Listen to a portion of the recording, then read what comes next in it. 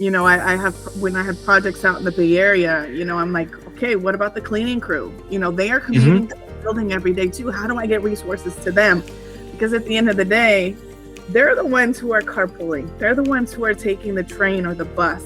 They can't afford it with the people who are making the big bucks up in the big offices. So that's kind of what I do is I take all of that and I say, okay, what kind of program can I provide that's for the masses? Welcome to PandaPod, a show where we explore how people get to work and move through cities, from transportation demand management and reducing parking to biking, sustainability, and the future of urban mobility.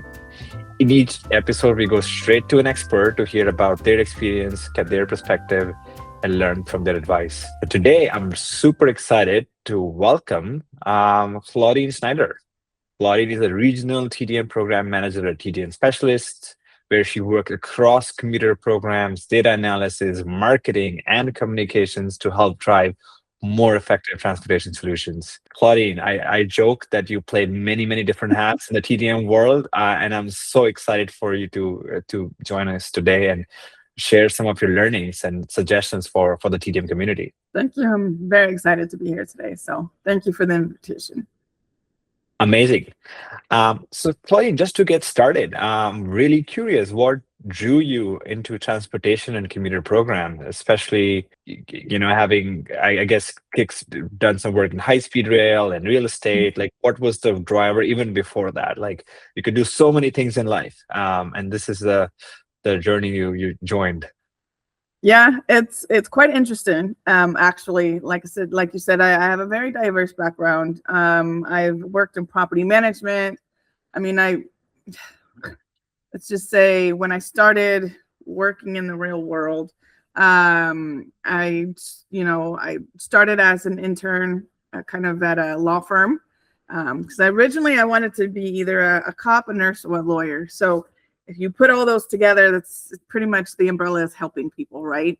And so then I wanted to be an FBI agent, then I wanted to be a lawyer in the FBI. But a little bit of a background about myself as well as I was also a foster child. So I had moved around enough that I didn't want to move around anymore, and I wanted to be stable. But that little niche inside of me of helping, because then I thought about what if I want to get back to foster kids? What if I want to be a counselor? And then you go to college and then you learn about all these other different things. And so I wanted to, I wanted to have my own business. So as you can see, my mind doesn't, it doesn't stop, right? But basically, over time, all the different jobs that I did, I gained more and more experience, and each one kind of interacted and linked with the other one, right?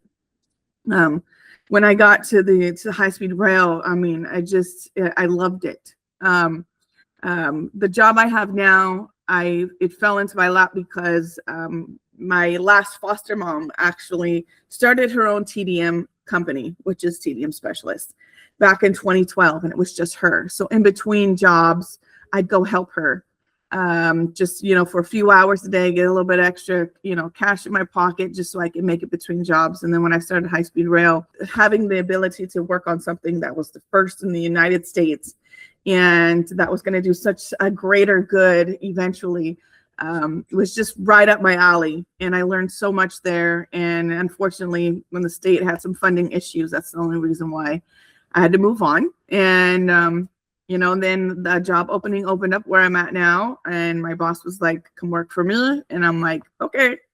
And based on the commuter programs that I've been running, that's kind of where, the more that I participate in, that's why I wear so many different hats. Each commuter program has, different requirements set by either like the county, the city, or the state, depending on where they're located. So for example, my project that's in West Sacramento here in California, somebody has to participate on the TMA board. So that's kind of where I wear that hat.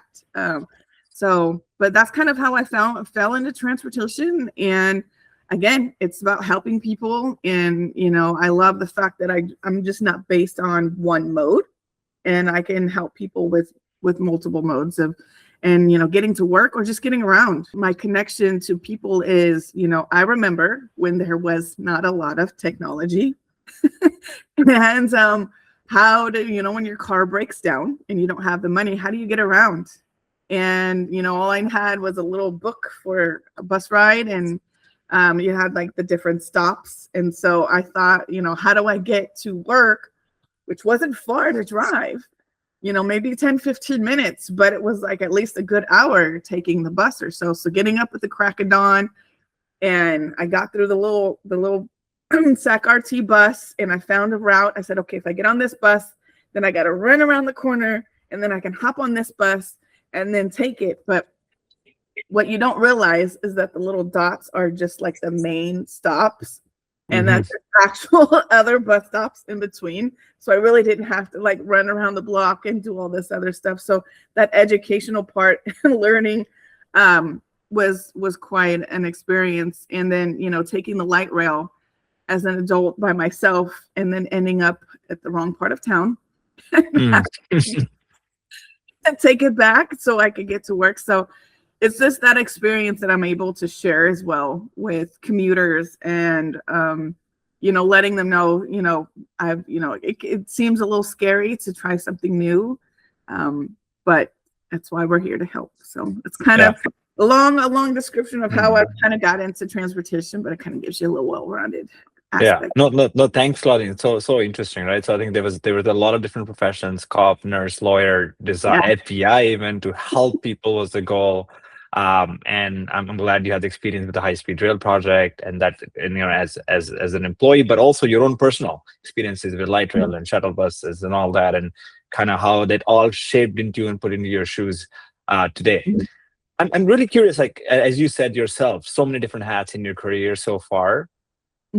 How do you think they're shaping your, how you think about commuting and mobility today in the times we are in today? As we can all see, technology is advancing quite rapidly.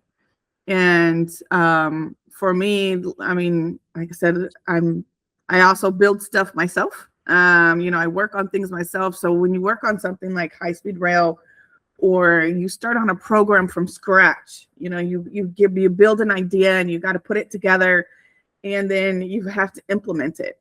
And what's nice about projects or programs is the ability of having a little bit of flexibility and being able to come up with innovative ideas.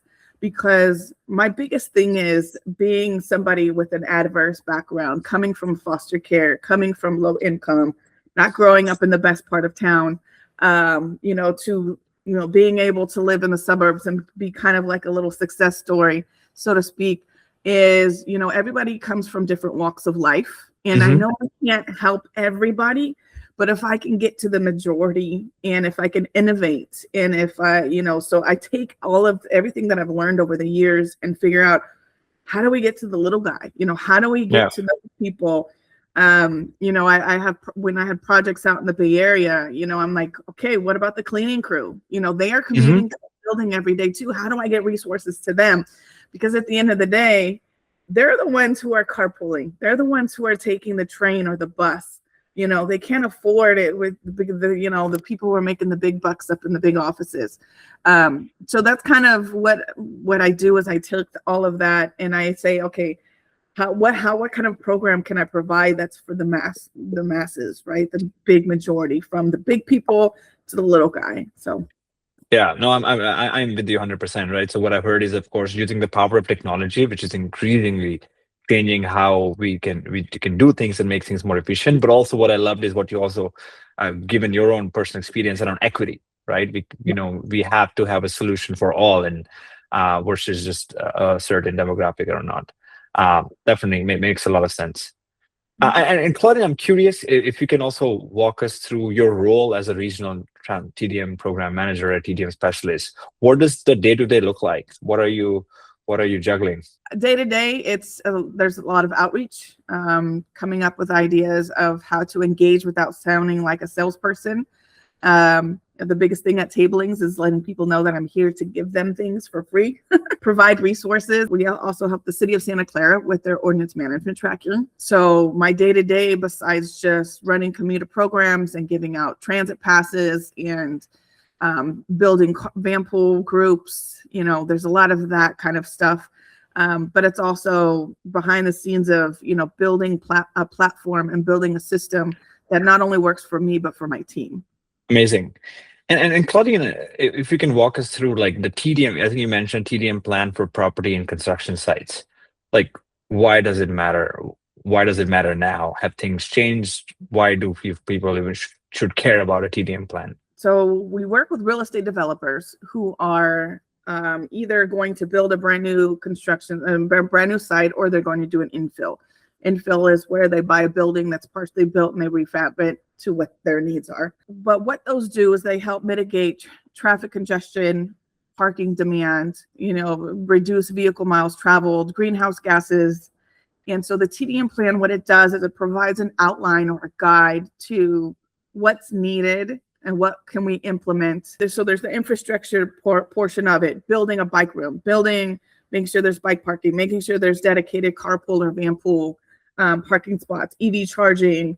If it's a low income housing complex, it might be close to transit, but what about, do they need a bike share program? Does one of those bikes need to be a cargo bike so they can go, to get groceries? So the TDM plans really is the foundation, so to speak, of really building upon something that has long-term benefits. Yeah, no, like I think very beautifully put, right? Like the goal is around, of course, is the tactical things around reducing parking demand and congestion and emissions, but at the same time, as you mentioned, is of course helps that individual, right, with an alternate modes that is maybe fun or healthier, or be it bikes or whatever that is, but also not just individual, but the community, right? And I think there's a bigger play here on how living as a commercial or the residential tenant could mean in that vicinity, given that we have these other programs are successful.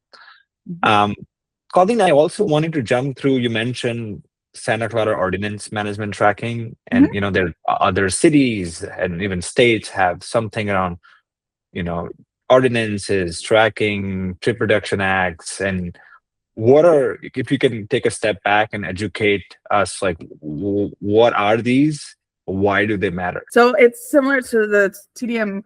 Basically, the ordinances are what put in place like requirements of having a TDM plan, right? In the city of San Francisco, basically anything that's built almost requires a TDM plan. But the ordinance management tracking, not just the tracking, but just having an ordinance in place is crucial. I'll give you a comparison. The Bay Area, they're really good about having their ordinances. They've putting in penalties and fees and fines, if you're not complying, the land use. And like I said, the ordinance requirements are so crucial because without them, you just have people saying, oh, I'm going to buy this huge land. And it's like half of it, you've got a little building in the middle and you've got everything else is parking, right? And so we're not using our land, efficiently. We're not really reducing it. We're saying, hey, everybody just drive here. We have plenty of parking for you. Don't worry about it. That makes sense, right? I think the ordinances act as a carrot or a stick, right? Many times a stick around transportation demand management, around reducing single occupancy car trips. And in a way, it almost, of course, I have heard in certain cases, in certain employers, it's almost for them a great bargaining chip to go to leadership to invest more in TDM. Because, hey, there is an ordinance, we have to be strict about it. And when there are heavy penalties, it almost forces action. And if used well, right, at the guidance well, because we want to be compliant. And I'm glad we're moving away from the parking minimums. I love how you explain a small building and a sprawling open land with parking, right? And I think I'm hoping those days, are less and less the case, and we are more efficient in how we use our land. I wanted to jump through something I think which is a big part of your work, which is marketing and communications and outreach, and I'm really curious, like, what have you found that actually resonates with people when you're trying to get them to consider alternatives to driving? So I took the social marketing course through Cutter. They're located out in Florida. And so what I thought was marketing, right? Because when you think of marketing, I've done sales too. Told you, very diverse background. Yeah. And then when I've over the years, like when I explain like high-speed rail to people, because they always want to say the joke train to nowhere. And, and I break it down for them that's not true. Still ongoing, just knowing it when I explain to people, and I explain projects and stuff, they're like, wow, you're a really good salesperson. I'm like, no, I'm not. We work with commuters in a very diverse demographic. Most of, depending on the location, you have what they call the silver tops. You've got the older generation. And then the other ones you have very young. At Metro Air Park, right, that's right next to the airport here. I run that commuter program, and we've got a lot of Amazon facilities. So you've got a younger demographic there. There's a lot of warehouses. So it's just trying to figure out a way to just talk to people. A lot of people overthink the marketing and the outreach that needs to happen. And I try not to overthink it. And be too formal or, too technical, and then you have, well, like I said, there's a lot of diversity also. And you have to also consider the people who English may be their second language. I myself am bilingual in Spanish, but Spanish is my second language. But being able to just find some type of medium, know your demographics, know who you're talking to, have figure out your segmented type group or audience that you're looking for and go with that. Yeah. And that's kind of what I've done in mine. I don't necessarily take the approach that's always I'm told to take, kind of a little bit of a rebel, because I know my people. I'm out here. When you're doing table engine, you're talking to people. You know who you're talking to, and you get a good feel about who they are, and like I said, the demographics and all of that. So just kind of putting in all of that into an aspect, and that's kind of why I think my programs are as successful as they are. Amazing, right? So a lot of very interesting takeaways, right? So not to sound like a salesperson, not to overthink, not to be very formal or technical, right. And really connecting with people. And people, as you also mentioned, there's diverse demographics and being able to talk to them, understand where they may be coming from, what they may be thinking about, and then ideally suggesting something versus forcing a solution on hand that you have in mind. So I think it's, of course, I guess, a learning for life, if not just for your outreach. Right. Yeah. And Claudine, I'm also curious, right? I think you also work with a lot of data and program planning, and I'm curious how data are guiding your decisions and around measuring whether a TDM program is working or not working. How does that come into play? Again, back to that social marketing. I also did the CCC through Cutter as well. And it's learning barriers. So I did a kind of a pilot survey a couple years ago, and I wanted to learn what people's barriers were. Just another way to kind of get to who you're talking to. But you've got to be able to, so when we do our surveys and we collect that data, you have to figure out, how can I use this data not only to accomplish what my trip reduction goals, what I'm going to report back to the city or the county, right? But how can I use this data to then give me information back, feedback to what I can do to better my programs, right? For example, our Capitol Yards project. I had a lot of people that I had high transit ridership a few years ago. And I really started to notice, I was looking at what I'm dispersing out to residents compared to our ridership, and saying, okay, and then it's budget time, right? And I'm looking at this and I'm like, okay, I have this funding. What do I do with it? And, but how do I engage people? And I know it's a big bike community. So it's bike and transit, and not so much carpool because it's residential. So it's not like an employer site. And so what can I do with it? And then that's when I found out about Ridepanda, because we had tried through our TMA, our Yellow Commute Board, to try to implement that e-bike. And it was just a free e-bike program for 3 months that, residents could borrow. But, the legal aspect jumped in, and we weren't able to pursue it. So when I found Ridepanda, and I was like, this sounds great. Let me see if I can convince the people up top. And it worked out. And we had basically a contract signed within a week. But what I did is I said, I have this budget here already. I have the funding. And I see that, people aren't riding as much, but I want to use this. But we still have a goal to reach. We still have all of these things that we can implement. And at the time, we didn't have our bike fleet. They took all of we moved our bike fleet because we've had it for so long. So there was they had Frankenstein bikes where they eventually had parts and pieces from other bikes just to have a couple bikes in the office, which were recreational for the residents to use. And so I said, okay, well, let's use this funding while we're waiting for new recreational bikes. Why don't we have a bike subsidy program that, which we don't have to change anything. We don't have to change our funding, and I can implement it and I can manage it all. So property management didn't have to worry about it. And now now we have 8 or 10 bike riders now that are, have a bike that they wouldn't normally have. The biggest way that we do that is by our surveys each year. We survey our commuters and we ask them, not only how do they commute every day to work, but what resources are they interested in? If we advocated for something, would you take advantage of it? We had the Samtrans Route 130 out in the Bay Area one year. They were not really sure whether they were going to bring the route back.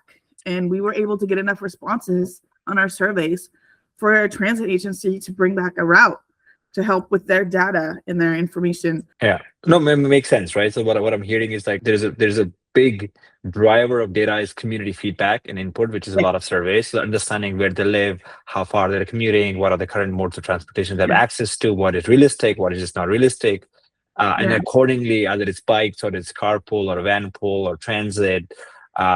One or the other will make sense, more, sometimes less. And of course, the enemy is a single occupancy car trip, right? So, but I love the aspect of the community that invited in to participate and share their feedback and also some of the barriers and challenges, right? So accordingly, then as you said, the goal, whatever, we can go after, but be very clear, that have a clear line of sight versus experimenting with something.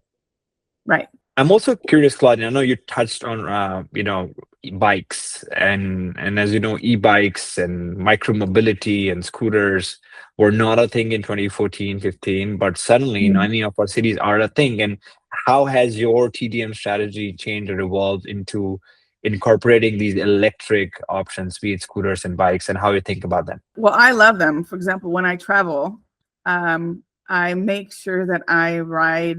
When we had our conference in Denver a couple of years ago, and I went to go see a former foster sister who lived in Colorado Springs, and I was so excited because she doesn't have income, and helping her trip plan. And then I found out they had Lime scooters all over. And so I was so excited because then her and we hopped on them and we rode around, instead of getting into an Uber or a Lyft. But here in Sacramento, we've got quite a few of them. And what I've seen across the board is a lot of times there's the rules and regulations. And what happens is the reason why sometimes the program, some people get a little iffy about it is because the educational part, right? You have people in places that will ride the scooter and then they just dump it. They don't take care of it because it's not theirs. But then you have other programs where they have dedicated docking stations. It's just the accessibility because I'm visiting and, I don't want to be in a car. I want to see the sights, and when you're just Uber and Lyfting everywhere, you don't really get to see everything. Yeah, 100%. And as you know, Claudine, right? E-bikes let you conquer hills. E-bikes make you less sweaty, the fear folks have to going to especially work. E-bikes are less intimidating, right? You can people ride longer, more often, and still get some good exercise, right? So, especially for the US, which sadly has been very car centric, but I think that electric form factor offers that unique opportunity. And as you said, be it Best Buy or be it walking into a streets, they are increasingly seen as a transportation mode, and definitely excited for all the work around the active mode of transportation. As you mentioned, right, it's fun, it's freeing, it's exciting versus being in a car and being sitting in congestion and the stress and anxiety, and now expensive with all the the gas prices and all that. Claudine, I wanted to jump to ACT, right, Association of Commuter Transportation, and I'm curious, I know you do a lot of work there, but how did it all get started? And what work what kind of work are you doing with them, both the national chapter as well as the NorCal chapter?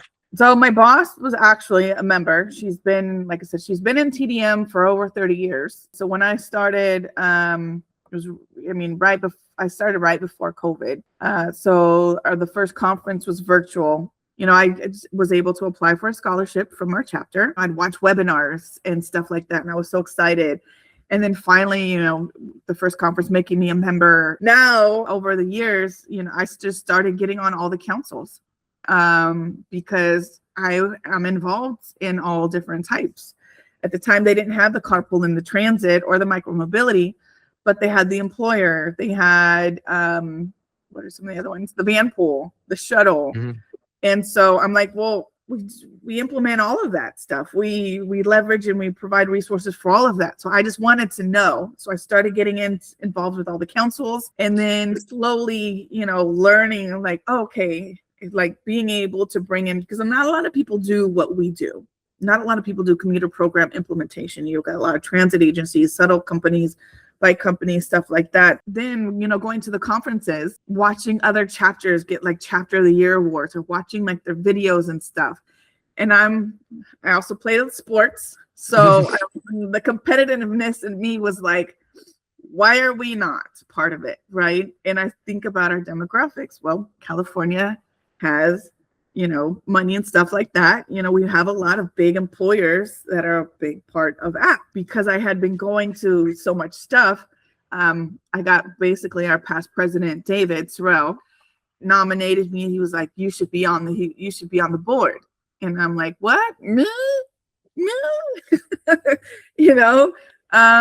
And so then they recruited me first for an at-large director. And then they were like, no, we need to fill secretary. Will you do secretary? I'm all, sure, why not?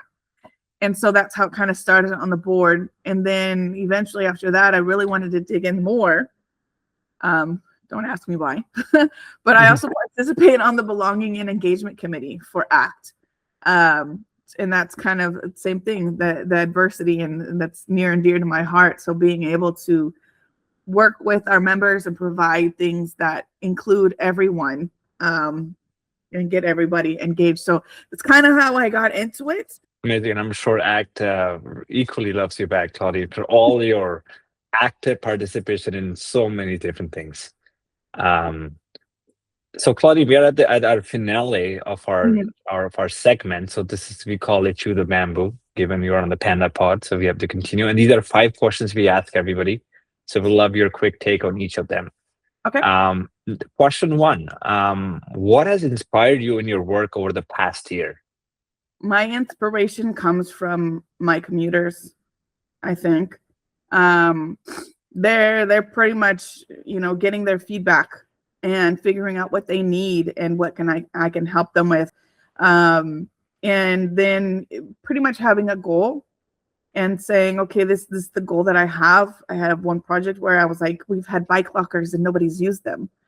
And then kind of pushing that. And then next thing you know, I have 3 bike lockers that are getting used, and accomplishing that goal. And I said, okay, what else?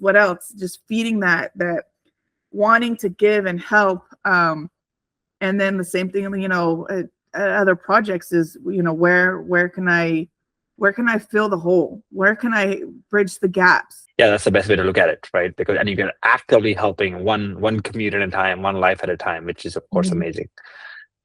Question 2, Claudine, looking back at your career so far, what was a specific challenge where you were able to have the most significant impact? Wow, that's kind of a tough one. I think high-speed rail was great, right? But that was more indoors, behind the scenes. Now I think I have an impact, but the one that was when I went from just being an office manager to running 3 construction sites in the Sacramento region. And it wasn't necessarily the people who were buying, because we converted apartments into condos, but it was my crew. And we started with having like labor ready employees doing like demolition, and then we had our contractors and stuff like that. But what has always stuck with me is how much I miss the people that I worked with there, and watching their lives and how much I was able to better their lives, bringing them on from temp employees to permanent employees and bringing them with me to each side. And I'm picking them up at the light rail. We're fitting into my little sports car, and we're going to work all day, and I'm getting them a ride back. I think that was very impactful for me, just to, not only was I coming up, but I made sure that my crew came up too, and they had got the benefits to do it. So I think that was probably my most impactful job, was running construction and not being, working together, not only to build something, but to build that kind of our own inner little family there too. Claudine, beautifully put. Like, I think it's, being a leader doesn't mean you do well. It's about carrying your team to do well, right? And I think it's exemplified it so very well there. Question 3, Claudine, like, what books or studies or resources would you recommend someone working in the TDM space today to lean into for help, advice, suggestions? Like a kid, I'm a sponge. I want to know it all, right? And I still have a lot to learn. I think, don't be scared to listen to different type of webinars. People, we have our podcast now. I get my YouTube notifications all day long, and then when I'm sitting and I watch them all as much as I can to stay informed. We do have a book club with ACT, so if you're interested in actually reading books, there is the book club. There's a couple things I need to read up on, but I try to listen to like our local transit agency podcasts that they put together, and kind of listen to what they're working on. I also, I listen to webinars that sometimes I think may not have anything to do with what I do, but I try to take that and convert it into, okay, this is what they did, but how can I do that for my project? Love it. And love the analogy of the sponge, right? There's wisdom and insights everywhere, but also what I liked is that, and then you have to, of course, take that and distill it, and what you could do in your particular lane is also very important to be able to discern that. So I think question 4, looking at the next 12 months, what do you think is the biggest opportunity or challenge facing the TDM world? It has been a slow progress, but I have seen that a lot of planners, right? City planners, construction planners, things like that, or develop architects. You've got your engineering firms too that are building roads, but getting back to not making everything so car centric. There's a lot of programs out, and I go back to the Bay Area because they're being a little bit more innovative than most, but actually building communities where it's less accessible by car. The cars are like on the outside, but on the inside, you can get around by walking and biking and building a little community where there's an apartments and there's transit and there's retail and there's food, and you've got a hotel, you've got office buildings, you've got the apartments, and then you have your retail and food. But so building more of that where it's not so dependent, where you have to drive anywhere, because it's a lot of times it's a design flaw, right? Mm-hmm. And kind of like when you've ever gone to like a Salesforce thing, you've got different departments, right? When you go to the store, when you call a store, you either go to the appliance department, or you go to the sales department, or you go to here, but there's no real interaction in between them. And that's kind of the same way in the TDM world. You've got the people building stuff, and you've got the people implementing, and you've got the advocates, and you've got all of them. And instead of bringing them all to the table and figuring it all out and coming together to make a plan, that's what the challenge is really that communication and that overlap, and how can we help with one another? Yeah, no, I think a tough one, right? I think we have a lot of different actors who have, the best intention and meaning and purpose, but it's like, how do we get them to interact and talk in a fashion that is collaborative? And also the bigger thing you also said is infrastructure, right? We can have the best TDM program, but if you only have highways, where are you going to ride the bikes, right? So I think that's but at the same time, as you called out, right, the city planners are changing nationwide, right? And New York, Park Avenue, one of the most famous avenues, NYC DOT just put out last week a new design where the center would have potentially a bike lane or a walkable place, which is like the biggest, most popular streets in New York, right? So there is that change happening. There are many such examples, and that's also paving the path for the future. So I'm with you. So Claudine, last question. So we are in the finale, and the question is, who is someone in the transportation or the commute space be it a person or an organization that you've been inspired by recently, that's doing some great things that we all should keep an eye on? It's hard to say just one person, but our TMAs do amazing jobs. They're all built different, but to me, TMAs, I mean, they don't get enough credit either. I mean, they're out there kind of doing the work that we're doing and trying to do outreach and trying to provide resources and information to people and trying to help people commute around, whether your car broke down or you don't have a car, doesn't really matter if you just want to do a bike ride on the weekend. So big shout out to TMAs as well, because they're also usually very small, very low funded, but out there with the big cause. Amazing. No, awesome. No, thank you, Claudine. I think thank you so much, and of course, a big shout out to all the TMAs doing all the hard work. And one thing I will say, Claudine, having personally worked with you, I think the enthusiasm, the drive, and sometimes it's a fight, I can imagine, that you bring, I think is also tremendous, because there's roadblocks everywhere: approval, money, budgets, timelines, right? There's so many things that can derail a project to have the good work.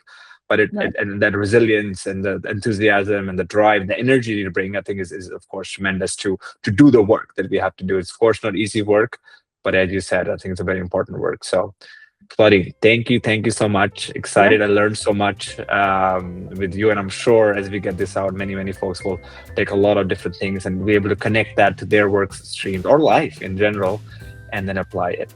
But thank you, Claudine. Appreciate it. Yeah, no problem. Thank you.